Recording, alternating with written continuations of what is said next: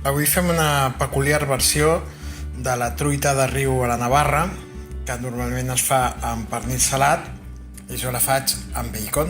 A part d'això hi posarem ametlles laminades, amb una mena de sofregit d'alls a la donostiarra, l'all, la truita de riu, i hem muntat amb un oli especial la truita.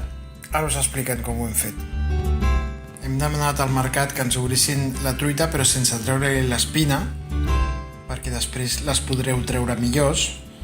Llavors hem posat una culleradeta de comí en pols, una culleradeta de cilantre en pols i una culleradeta de za'atar amb oli d'oliva, i hem muntat la truita amb aquest oli. Ara hi posarem uns quants talls de bacon al mig i l'enfornarem. Tan senzill com això.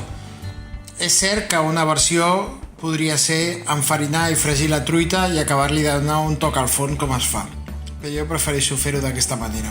Més healthy. Posem així.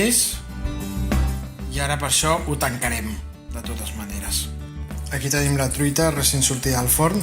Ara l'emplatarem, un llom per persona, amb un parell de tires de bacon, i tirarem per sobre el sofregit d'alls. Com que no ens ha acabat de convèncer la textura del bacon, el que hem fet és tallar-lo a trossos més petits i l'hem saltejat tal qual amb una paella perquè ens quedi més cruixent. Farem l'oli amb els alls i les ametlles i ara li tirarem un raig de vinagre per fer el clàssic amanit donostiarra. I ara hi afegim el vinagre.